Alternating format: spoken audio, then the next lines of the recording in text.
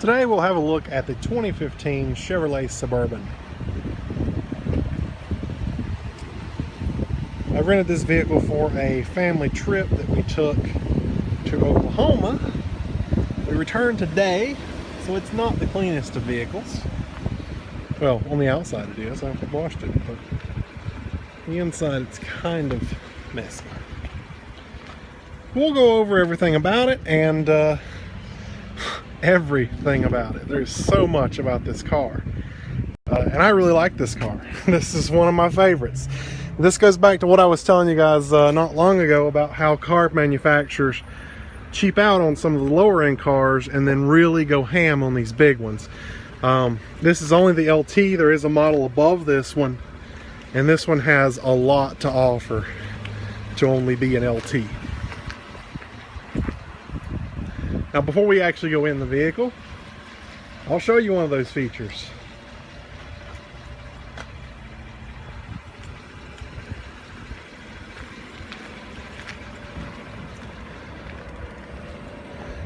Inside the windshield is a mounted camera that, when misted with water, sends the wipers across.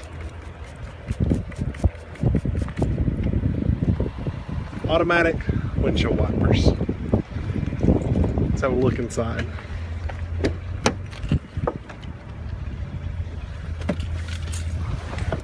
Like I said, the car is not clean.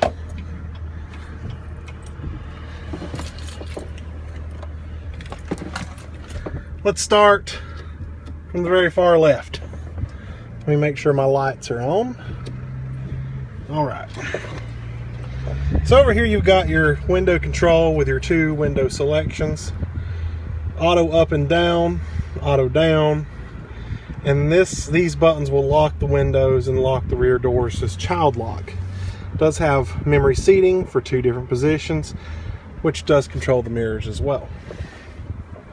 On over here you've got your automatic headlights, as well as four-wheel drive or four-wheel auto, which I was not able to get to work right. It might just be this vehicle, but when you put it in auto, it wanted to be in four-wheel drive all the time, and you could tell it was in four-wheel drive and it was going to tear something up, so we just decided not to do that. It does have parking sensors, as you can see from here, traction control off button, lane departure warning, and this controls your pedals. Trailer brake controller. You got your rear wiper control, as well as setting the intermittent here, and then the auto on-off switch here on your signals. It does have a pretty manual, nothing down here like you would normally get. This was the bottle I was using to spray the windshield. Nothing down here, which I like it down here, but you know what? Whatever. It does have a rear camera for when you are backing up. It does have the beep. It's got this nice infotainment system, which not only has satellite radio, which I don't actually have it on for some reason. Oh, okay, I see what I was doing there. So there's satellite radio. It also has navigation, which I can go to from here, and I don't have to use OnStar to use this navigation, which is great. That's something that I was really impressed with. As far as everything else goes, you've got, radio button, media button for your phone, forward and back, home button to take you back to the home screen, back button, eject for the disc, which there shouldn't be one. This button will actually raise the screen up and reveals a USB plug in the back, as well as storage. Here's your CD slot. Do have dual zone, tri-zone, automatic temperature control, so you got 69 degrees here. Not intentionally that I was going for that number there, but you can change it from air conditioning, recycled inside air. You can change it from different positions, or you can just have it on auto like I have. Here's your defrosting. Then your rear air, which basically just set a temperature and it goes to it and stays there. That's pretty cool. This particular model only has the heated seats, but you can get optional cooled seats as well. Plugs are aplenty in this vehicle. Here we have two USB and then one standard car charger, 2 cup holders. As you've seen the USB behind this. In this huge center console, we've got another USB, an auxiliary jack, and a memory card reader, which I am using the USB. It does have the auto dimming rear view mirror with OnStar built in. Also has some buttons up top here for garage door opening. This opens the rear hatch, and then this controls the lights in the car. It does have your sunglasses holder with a mirror that you can prop up to look into the back with, which I thought was kind of neat until I hit my head on it. And then I was like, you know what, screw that. I'm not going to use that anymore. So let's have a look around in the back and other areas of the vehicle. I understand this here, the front is the main part of the vehicle, but you know, you got to want to enjoy it. This, we'll cover this while I'm here. You got plenty of gauges to show everything you need to know. You do have this big screen, which that's becoming a standard with any car nowadays, is the screen. On your steering wheel, you've got different controls to control that screen. Your voice button, your mute button. And then over here you've got your cruise buttons, and then this adjusts your collision alert. You can adjust the... does have forward collision alert, by the way. So we'll go back. You can see the mile per hour, which is where I like to keep it.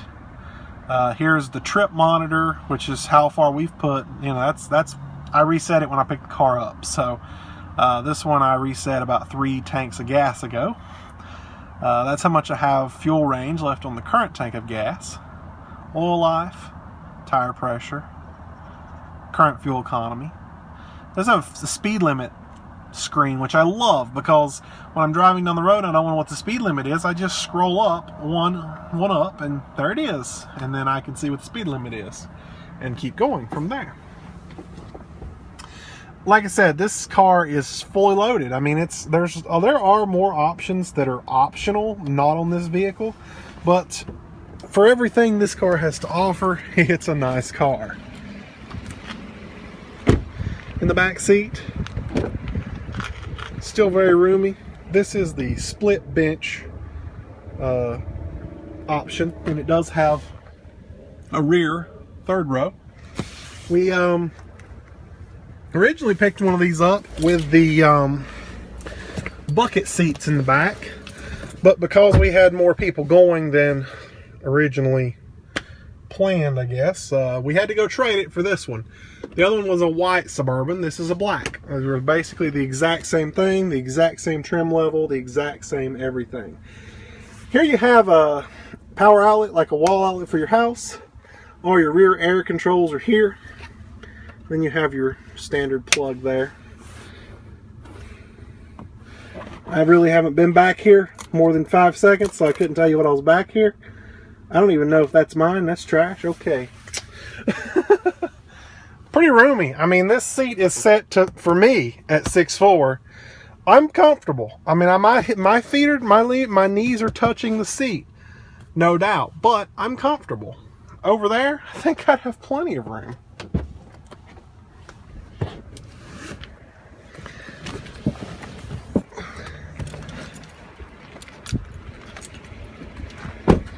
Does have the side step. In the higher end model, this is retractable, which I think would just be awesome. The back glass does open, but it's not power. You just open it and close it manually. The door, however, is power, which opens like that. And I've got a lot of junk back here. But as you can see, with the third row up, or you know, in use, got a ton of storage. And even underneath, a ton of storage. We didn't have any size issues with this car, and we had 8 people with us, so definitely should have been size issues, but there wasn't. On the door itself, there is a button that you can press to send it back down. You don't have to use the remote, but you can use the remote. A review wouldn't be a review if I didn't tell you guys what I thought about this car, and as you can already tell, I love it. this is a really nice car. It's sad that you have to go to this extreme length to get this in a car. It's sad that you have to get the highest end model Suburban in order to get all these nice features this car offers. But it's nice to have what it has to offer. And if this is your speed, then, or your size rather, then this is for you. This is perfect. This worked great for what we needed it for. We probably would never use this car as a daily driver. It just never would work that way. But it does pack a big V8. It is 4-wheel drive. It gets about, well, I don't know what the EPA has rated it, but we averaged about 19 miles per gallon on the highway, and city just whatever, you know. It went all different ways. So it is a big V8 engine. Pretty much everything you could imagine there. The car got really dirty during our trip, and I tried to take it to the car wash, but as you might can tell, I don't think I did it justice. Hopefully I didn't chip that there. So yeah, the bad part, I don't know if it's just because it's black or just because it wasn't taken care of, but you can see things like this scratch here very well. Things just stick out on this one. There's a little dent there. It's annoying. I don't know. And I didn't do any of this. It came this way, but it's pretty annoying to be able to see all these scratches and dents. It makes you think less of the car. The white one that I picked up prior to this didn't have any damage, but I didn't feel like you would see the damage if it had damage, because something about this black, it just makes it stand out more. But again though, you like the black. I like this blacked out windows, the black car. I just like it. It's overall nice. So let's take it for a drive. And I'll try to demo some of the other features that the car has, such as the lane departure warning. Obviously, I'm not going to be able to test and show you the forward collision alert.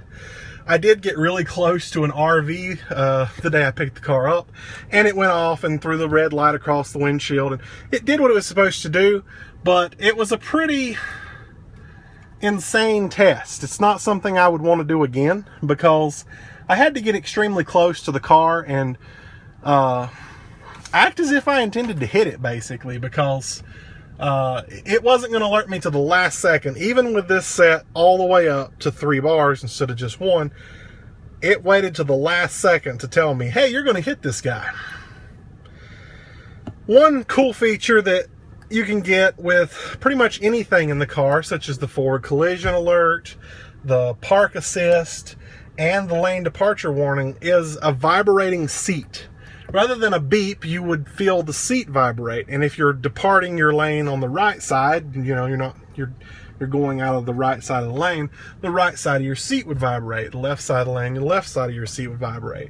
Forward collision, the whole seat vibrates, and as well as the rear park assist when you get near something. That's a cool little feature, but it's a little weird at the same time. It's just something new. In this particular vehicle, it didn't work on the left side. Only the right side would vibrate, which was kind of weird. I'd imagine it's just something with the car. You know, it's a brand new car. It's got 9,000 miles on it. So I guess, you know, there's always the chance of getting a quirk with it, but whatever. So for demonstration purposes, I have it on the beep because we want to hear a beep. So I'm going to go out on the road and not video where I live, and we'll come back to the video when I'm ready to demonstrate. So once lane departure is ready, you'll see a green light there at the speedometer, which is showing that it is active and working. And I'm in traffic, so unfortunately I'm not going to be able to demonstrate it right now, but at least I can show you the light. At any point when the lane departure warning is on, if you were to switch lanes, it would tell you that you just crossed the line without signaling. And that could be really useful if you're falling asleep or whatever. And same with going the other way. It alerts on the right side of the vehicle instead of the left. If at any time you want to change lanes without the beep going crazy, you simply just put your signal on. It doesn't matter if you click it up or you just do the 3-click, you know, where you just bump it and it clicks 3 times. As you can see, you click 3 times, it disabled the lane departure warning. It let me change lanes without yelling at me, hey, you just left your lane. The only bad thing is it's kind of tedious, and unless you're a really good driver, you're going to get false alarms. Whereas if I'm just going around this curve and I accidentally go out a little bit too far, my wheel wasn't even across the line yet, but it was at it, and that was enough for it to beep. So that's kind of a downside. It's pretty tedious. And you got to think you're driving a really, really big car, so you know, it's hard to keep it between the lines. You know, sometimes you got to do this.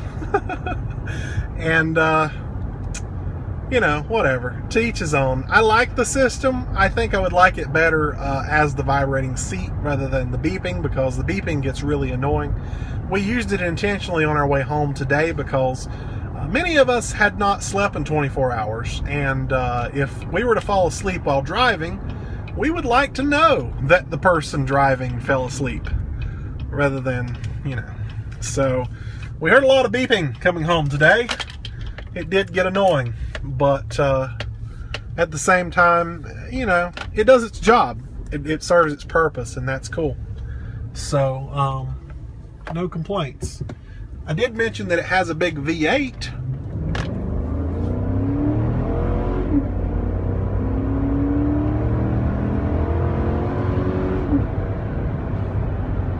And it clearly shows that it has a big V8. In the dash, when you approach a vehicle, you will see a green car pop up in the bottom part of this dash. And I'm catching this car. I'm not quite at it yet, but I'm getting there, so give me just a second. Wow, he is moving. So I'm going over the speed limit by about 10 miles per hour, but I want to try to catch this car so that you can see that any minute now it will pop up a green car, and that basically just means I see the car in front of me. That's basically what it's indicating. I can see that there is a car in front of me, and there it is, it's green. As I approach the vehicle closer and closer, it will turn orange, letting me know that I am following that vehicle too closely, and he is changing lanes. So he did not want anything to do with that. And as you can see, now that I'm on this guy's butt, I am still green. Okay, well, at some point, it's supposed to turn orange to tell me that I'm following too closely. And that may be, oh, I just went out of the lane. Did you hear that? That may be because I'm not operating at interstate speeds at this point. I don't know. I don't know what the issue may be. But there's that. We're going to grab the left lane. And as you get the car away from the front of your vehicle, as you can see, it goes away. That's just a nice little indicator to let you know that it sees the car in front of you, so that all systems are a go. Such as the for collision alert, it sees that car, and if they decide to brake short, it sees them, so it can tell you if they're going to brake short or what they're going to do, really. Yeah, I tried to come at that light a little fast with that car in my crosshair, but it did not bother to alert. I think it's really defined, or what do they call that? Refined, rather, to not give so many false alarms. And trying to cause a false alarm doesn't work very well. So it works when it needs to. I did get it to work. Like I said, I did test it. But driving aggressively, or whatever your habit may be, this car is just setting in a green light. Whatever your habit may be, it doesn't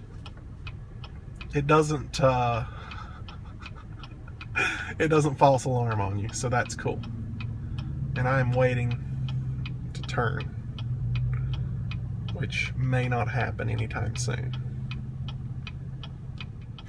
All in all, with probably one of the shortest reviews of a car I've ever done, unfortunately, I do like this car and I give it a good rating. I don't know what that rating is just yet, but I give it a good rating. And I like it. It's everything we needed this week. And, you know, I'm tempted to keep it. I do have a full tank of gas that I need to burn out before I take it back. But it's due back in 4 hours, so that's not going to happen. But, you know, I'm tempted to keep it, but it is a big V8. It does suck the gas. And there's all that. So, so rather than keeping it, I think I'm probably just going to return it today and see if the guy will do me any favors with the gas because of where it sits right now. Anyway, this has been the 2015 Chevrolet Suburban LT, and this is probably everything you need and then some. This is definitely not a minivan, and we've talked about how minivans suck. This is definitely not a minivan. Hope you guys enjoyed. See you later.